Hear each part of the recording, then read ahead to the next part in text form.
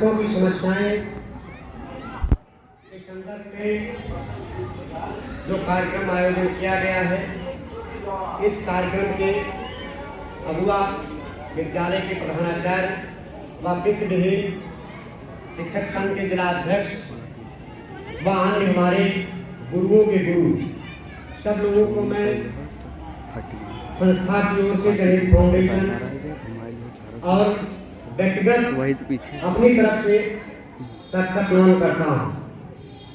आज बहुत ही ये कह लिया जाए कि जिस देश में गुरु का सम्मान नहीं होता है, शिक्षा का सम्मान नहीं होता है, उस देश का विकास नहीं होता।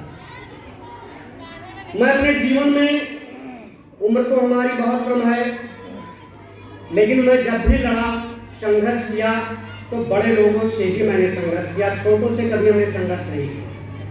हम कभी भी विभाग या कार्यालय में कहीं गए तो बाबू तरफ से बात नहीं की, उस विभाग के अगुवा से मैंने बात किया। तो आज जो विचार गोष्ठी है, इसके बारे में हम आप लोगों को कहना चाहूँगा कि हमारे जो प्रदेश के अगुवा माननीय श्री लाल बिहारी यादव जी, ये जब विधानसभा में अभी हाल ही में इन्होंने शिक्षक की समस्याएं उठाई और ये विधान परिषद की बेल में आके बैठ गए। वो ऐसे बैठ गए जहां पर तमाम एमएलसी अपनी कुर्सियां नहीं छोड़ रहे थे, अपनी कुर्सियों पे बैठे हुए थे, लेकिन लाल बिहारी यादव जी आकर के ऐसे ही मैटिंग बिछाई हुई थी, उस बेल में आके बैठ गए। मैंने जब इनको देखा तो मेरे आंख से आंसू देने लगा कि देश की जनता, देश के लोग और ऐसे कर्मठ लोग जिन्होंने शिक्षकों की समस्याओं के लिए अकेले अगर किसी ने सरकार का विरोध किया है तो बड़ी बात है, छोटी बात नहीं है। इन्हीं के पीछे हमारे इस क्षेत्र के और हमारे पड़ोस के एमएलसी हाजी गुलाम साहब भी बैठे हुए थे, तमाम और भी लोग बैठे हुए थे। वो सीधे लाइव आ रहा था, मैंने देखा कि लाल बिहारी जी ने उनका विरोध किया है, माननीय मुख्यमंत्री का विरोध किया है, माननीय प्रधानमंत्री का विरोध किया है। लाल बिहारी यादव जी वो शख्सियत हैं जिन्होंने माननीय प्रधानमंत्री के क्षेत्र से विधान परिषद की दोनों सीटें जीत करके इस्तेमाल किया। आज हमारे समाज में गद्दार और मक्कार बहुत पहले से थे और आज भी है। ब्रिटिश शासनकाल में उस समय भी चंद्रशेखर आजाद, सुभाष चंद्र बोस, मंगल पांडे, राम प्रसाद बिस्मिल, तमाम ऐसे लोग थे जिन्होंने गुलामी स्वीकार नहीं की और देश की आजादी के लिए अपने प्राणों की आहुति दे दी। क्या उस समय भी लोग जूता खाने वाले, लात खाने वाले, भूसा खाने वाले तब भी थे और आज भी हैं। लेकिन मैंने देखा कि जब विधान परिषद में इन्होंने अपना प्रकरण उठाया, शिक्षकों की समस्याएं उठाई, तो जो हमारे यहाँ के माध्यमिक शिक्षा मंत्री हैं दिनेश शर्मा जी, ये उनकी बातों का जवाब नहीं दे पाए। और यहां तक कि आप एक बात समझिए कि जिसने अपने बच्चों के लिए पक्का मकान बनवा दिया है, जिसने एक ईंट नहीं उठा के रखा है, लेबर बुलाने नहीं गए हैं, मजदूर बुलाने नहीं गए हैं, सामान लाने नहीं गए हैं, उनका मकान ऐसे ढह जाएगा, ये मेरी गारंटी। ऐसे भारतीय जनता पार्टी की सरकार में क्या सारे काम इन्होंने गलत नहीं किए, लेकिन कुछ काम इन्होंने बहुत गलत किए जिस पर इन्होंने आंख पे पट्टा पड़ गया कि तो जनता हमारी। किसी नेता की हैसियत अगर उसकी जनता नहीं है तो दो कौड़ी का है। सुप्रीम कोर्ट में बैठा हुआ मुख्य न्यायाधीश, प्रशासनिक सेवाओं में बैठे हुए कैबिनेट सचिव, ये एक जनप्रतिनिधि के आगे मौन हो जाते हैं। उनका पावर काम नहीं करता है। जिसको सुप्रीम कोर्ट के जज की संख्या बढ़ा देने का पावर और उसके अधिकार को बढ़ा देने का पावर और कलेक्टर के अधिकार को बढ़ा देने का पावर और उसके अधिकार को घटा देने का पावर एक जनप्रतिनिधि वो होता है। इनको अपने अधिकारों का पता ही नहीं, अपनी श्रद्धेय स्वर्गीय गौरवशाली प्रधानमंत्री अटल बिहारी वाजपेयी जी ने कहा था कि देश को 3 चीजों की व्यवस्था देनी चाहिए, ज्यादा चीजों पे सब्सिडी नहीं देनी चाहिए। वो शिक्षा, सुरक्षा और चिकित्सा, 3 चीजें मेन चीजें। आज भी मैंने एक पत्र भी भारत सरकार को लिखा है। भारत सरकार को मैंने एक पत्र लिखा कि जो भी विद्यालय आज गवर्नमेंट में ऐसे बैठे हुए कुछ लोग निकम्मे हैं, चाहे अधिकारी हो, चाहे मंत्री हो, चाहे नेता हो, वो निकम्मे हैं, वो अनुभवी में लूटने में लगे हुए हैं। कि सबसे पहले जो अधिकारी हैं, नेता हैं, मंत्री हैं, इन्हें अपने देश की कोई समस्या, शिक्षक की समस्या, आज ये मेरा अनुभव है कि तमाम पॉलिटेक्निक खोले जा रहे हैं, तमाम ITI खोले जा रहे हैं, तमाम प्रकार के विद्यालय, टेक्निकल कॉलेज खोले जा रहे हैं, लेकिन उसका कोई मतलब नहीं है। अभी हाल ही में लगभग 2500 टेक्निकल कॉलेज लोगों ने अपनी मान्यताएं वापस ले ली। कोई एडमिशन कराने वाला नहीं है। जब कोई इंटर नहीं पास होगा तो फिर वो टेक्निकल कॉलेज में जाएगा कहाँ? हमारी बुनियादी व्यवस्था ही कमजोर है। अगर कोई व्यक्ति अपनी व्यवस्था के लिए, समाज की शिक्षा के लिए सरकार को तो नाक रगड़ के मर जाना चाहिए जो शासन में बैठे हुए मंत्री, अधिकारी और नेता हैं। अभी ऐसे ऐसे इंटर कॉलेज, ऐसे ऐसे जनपद हैं जहां पे राजकीय इंटर कॉलेज नहीं है, जहां पे राजकीय डिग्री कॉलेज नहीं है, और सरकार कहती है कि मैंने बहुत कुछ कर दिया। आप बताइए, ऐसी विषम परिस्थितियों में स्वयंसेवी संगठनों के लोगों ने विद्यालय चलाया, क्षेत्र की जनता को, क्षेत्र के बच्चों को इंटरमीडिएट पास कराया। आज उन विद्यालयों का कोई सुध लेने वाला नहीं। आपको और बताएं, मैं अपने यहाँ बच्चों से कहना चाहूंगा कि हमारा एक चैनल है जनहित फाउंडेशन कल्पीपारा के नाम से, उसमें हमारे जो यहाँ बच्चे हैं वो आकर के हमारे गुरुजनों के चैनल में मोबाइल में सब्सक्राइब करवा दें। तमाम समस्याएं मैं उठाता हूँ अपने देश की, अपने समाज की। अभी हाल ही में हमारे यहाँ एक जिलाधिकारी थी मीना श्रीवास्तव जी, तो संयोग से वो लखनऊ चली गई थी और 3 लोग, 3 IAS अधिकारी उनके स्थान पे आए थे और वो जनता दर्शन में बैठे हुए थे। संयोग से हम पहुंच गए प्रार्थना पत्र लेकर, एक पब्लिक का काम था, तो उन्होंने कहा कि नियमानुसार काम किया जाए। मैं कहता हूं कि IAS को हटा दिया जाए। जो सुप्रीम कोर्ट ने कहा है कि जो गांव का एक किसान आदमी बहुत ईमानदार है, लेकिन एक ज्यादा पढ़ा लिखा आदमी ईमानदार नहीं।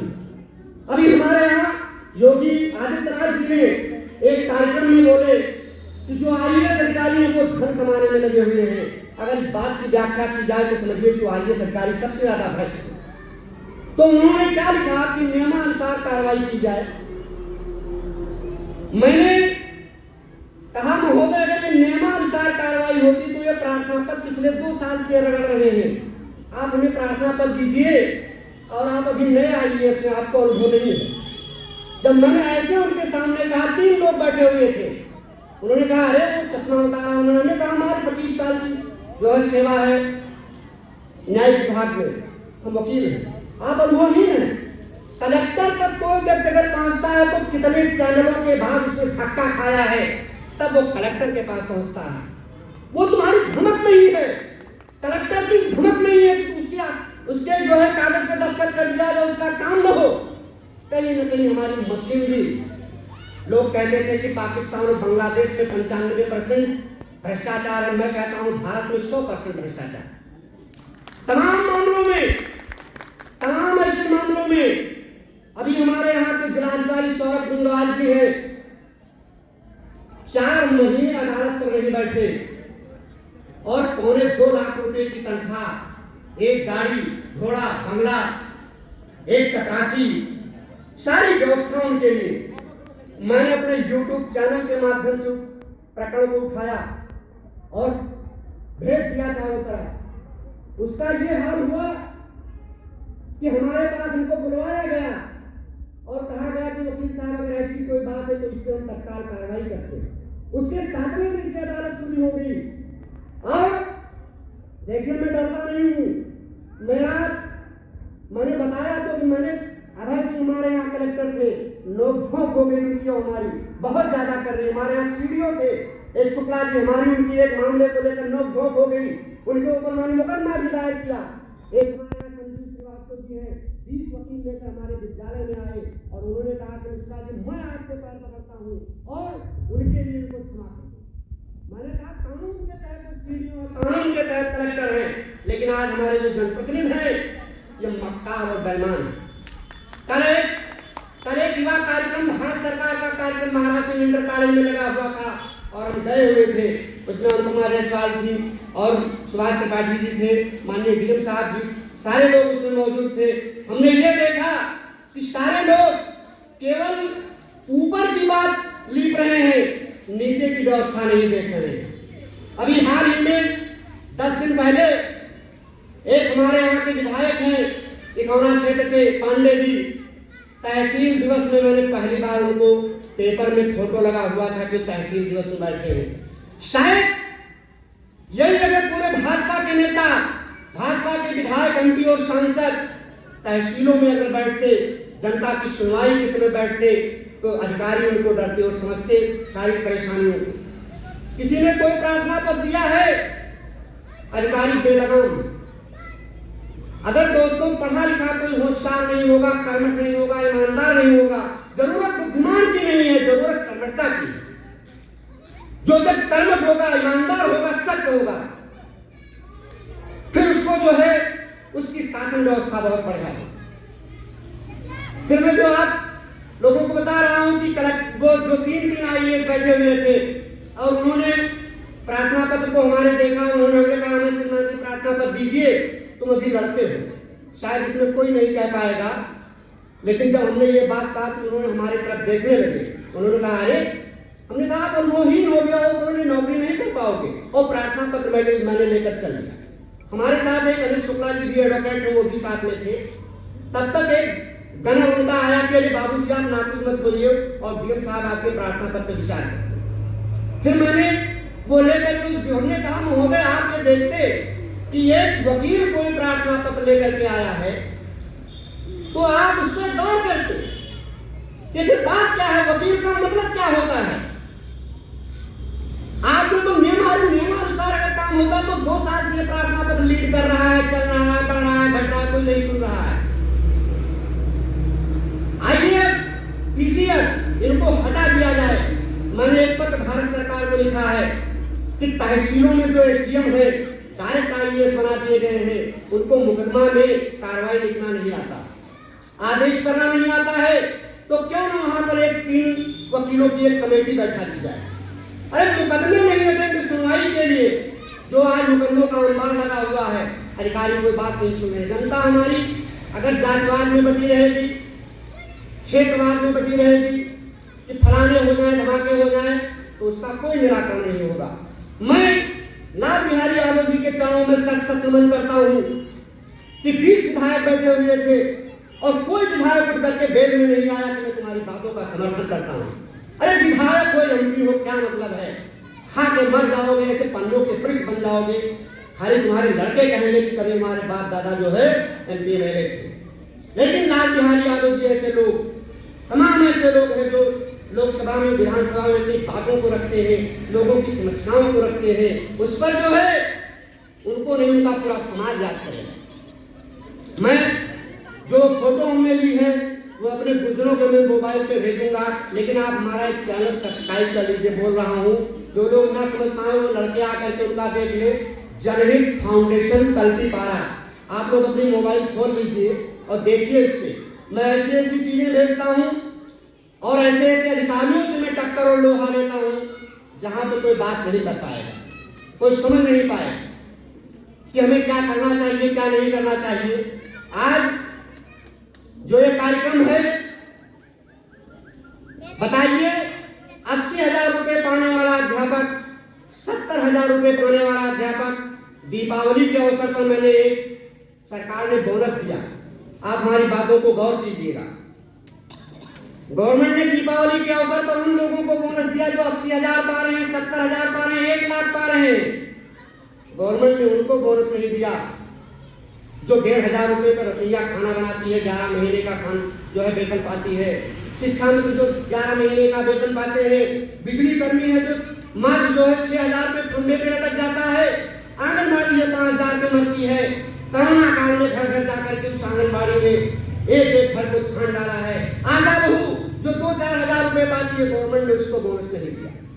गवर्नमेंट ने बोनस किसको दिया कि फलाने 90,000 पा रहे हैं, फलाने अधिकारी 80,000 पा रहे हैं, फलाने 1.5 लाख पा रहे हैं, बोनस उनको दिया। तो जब इस बात को मैंने भेजा, मेरा जो मोबाइल था, जो यूट्यूब चैनल था, कहीं टेकअप हो गया जो है बाल विकास मंत्रालय उत्तर प्रदेश शासन। दिन में 1:10 पर फोन वहां से आया कि आप कौन बोल रहे हैं। हमने कहा आप कौन बोल रहे हैं, पहले ये बताइए। उन्होंने कहा मैं बाल विकास मंत्रालय से कैबिनेट सचिव बोल रहा हूं।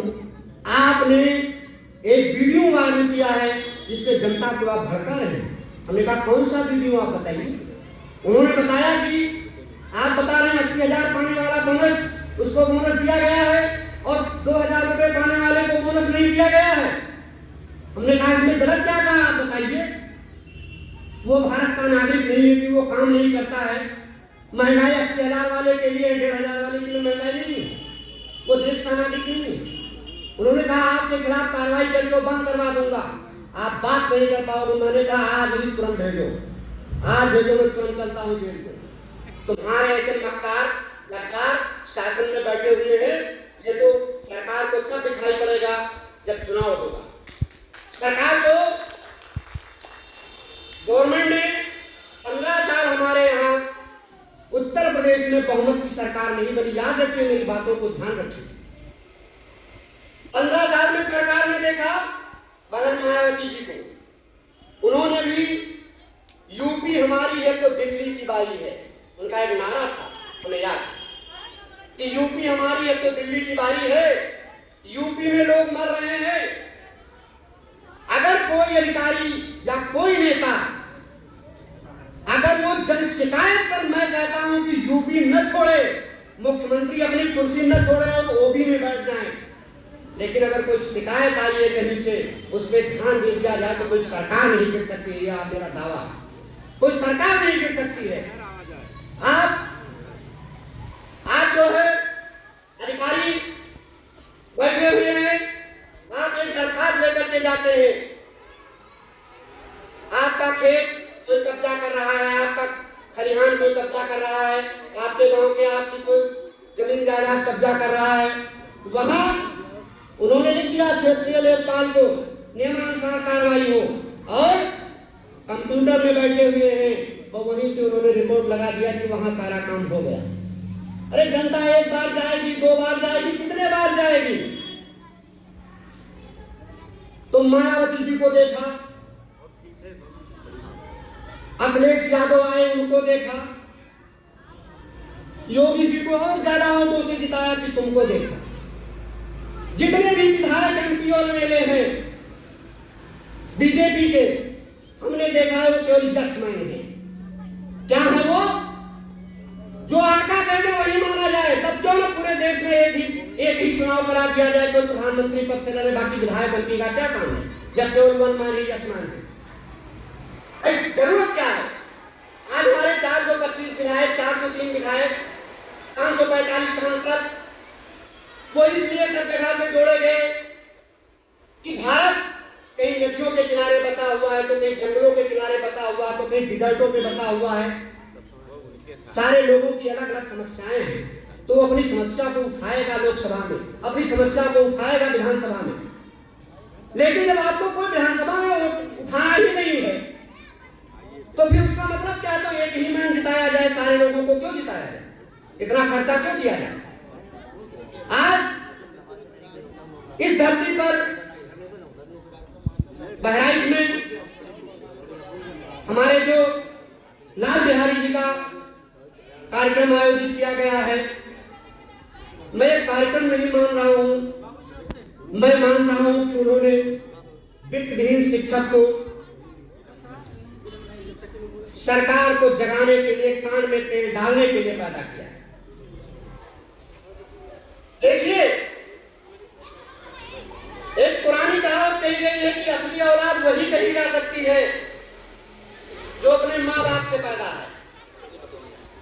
किसी को गोदनामा ले लिया जाए, किसी को कुछ ले लिया जाए, उसको असली औलाद नहीं कहा जाता।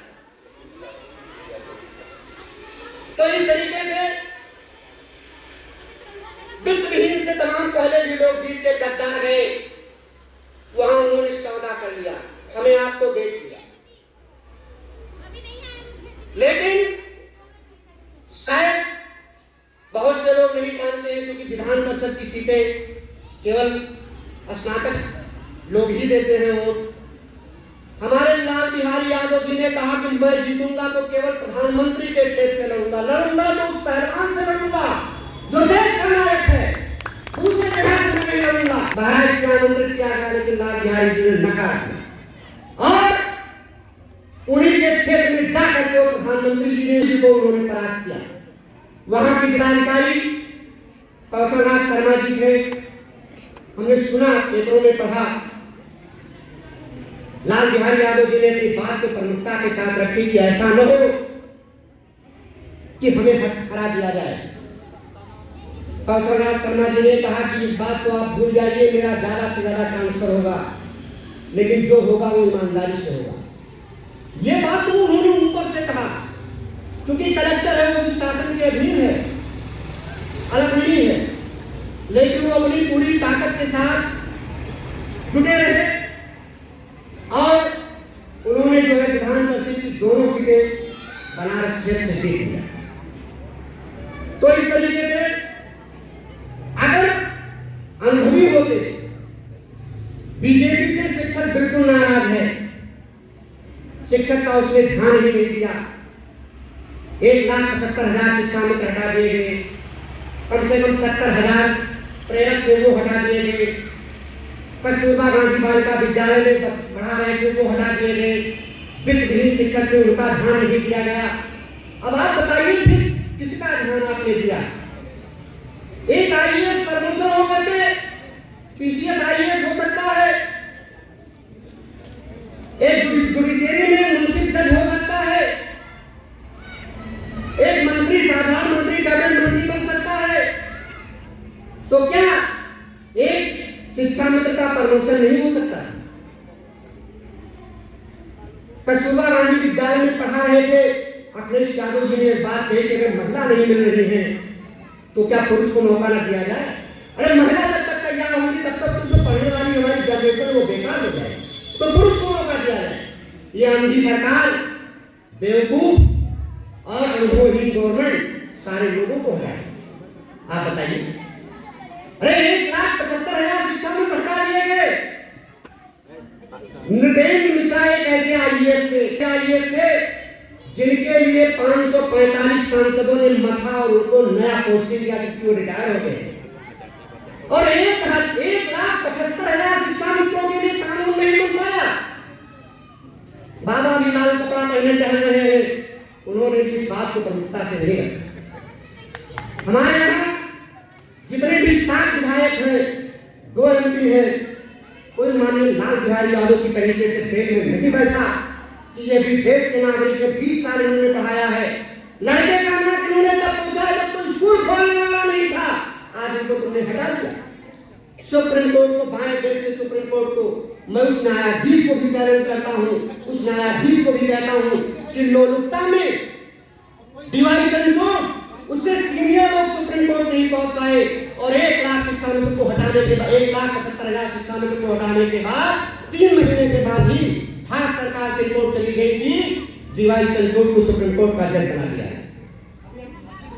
मैं कहना चाहता हूं कि आप हमारे बुजुर्ग हैं, जानकार हैं, होशियार हैं, लेकिन अपने स्वाभिमान से समझौता न करें। पैसे तो कहीं न बिके, आपका स्वाभिमान तभी चलतेगा जब आप पैसे पे नहीं बिकोगे। हमारे यहाँ विद्यालय के जो प्रिंसिपल हैं वो हमारे पिताजी हैं। अभी एमएलसी का चुनाव हो रहा था, कुछ लोग बहुत दबाव बना करके आए कि आप तत्काल जो है वित्तविहीन माध्यमिक शिक्षक संघ का गुट लाल बिहारी यादव जी का छोड़ दीजिए और मेरे साथ आ जाइए। पिताजी ने हमारे इलेक्शन के समय में कहा कि वो भले हार जाए, भले उनको एक वोट न मिले, लेकिन अगर मैंने कह दिया है उनके साथ में तो उनके साथ में रहेंगे। हमें जो आपको देना है वो न दीजिए। इतना बड़ा विद्यालय बना हुआ है, कम से कम 4 करोड़ से ज्यादा की जमीन और घर बिल्डिंगें मिला करके है, लेकिन कोई एमपी मेरे हमारे क्षेत्र का नहीं कह सकता है कि मैंने एक ईटा दिया। मैंने यही कहा हम लोगों ने कि किसी से कोई 1 रुपए लेने की जरूरत नहीं है। स्वाभिमान पर रहोगे तो काम बहुत बढ़िया होगा, और स्वाभिमान घटा दोगे कोई 1 कमरा दे देगा, क्या करोगे आप बताओ, बोलिए आप। लेकिन अगर आप अपने स्वाभिमान पर रहेंगे तो आपका हमेशा सम्मान बना रहेगा और आप निश्चित तौर पर आगे बढ़ेंगे। आज वही भारतीय जनता पार्टी है, ये वही योगी सरकार है, ये वही अटल बिहारी वाजपेयी है जो लोकसभा में बैठकर रोते थे, विधानसभा में बैठकर रोते थे। लेकिन ये तो वही स्थिति हो गई कि किसी बेटे को सब कुछ दे दिया जाए, उसने कुछ त्याग न किया हो, तपस्या न किया हो, तो महल गिर जाए। आज सारे नेता परेशान है, सारे नेता बौखलाए हुए, अनुभवहीन है, अनभिज्ञ है, अनपढ़ है, तो जो अधिकारी कह देता है वही मानने को तैयार। तो आप मान लीजिए जब यही हाल रहेगा तो ये वित्तहीन शिक्षकों की समस्याओं का निराकरण नहीं कर पाएंगे। मैं अपने गुरुजनों से, अपने मित्रों से, सारे लोगों से मैं कहना चाहूंगा, अभी हाल ही में एक बात आ गई आप लोगों को बताने के लिए। हाई स्कूल और इंटर में 9th क्लास में स्कॉलरशिप भरने का टाइम कम था, वेबसाइट लॉक कर दी गई। मैंने कलेक्टर बहराइच को पत्र भेजा, कैबिनेट सचिव उत्तर प्रदेश शासन को मैंने पत्र भेजा। हमारा एक संस्था है, बराबर इस पर कुछ न कुछ 100-200 रुपए खर्च करते रहते हैं, निस्वार्थ खर्च करते रहते हैं। वहां से आया कि आपके पत्र पर विचार किया गया है।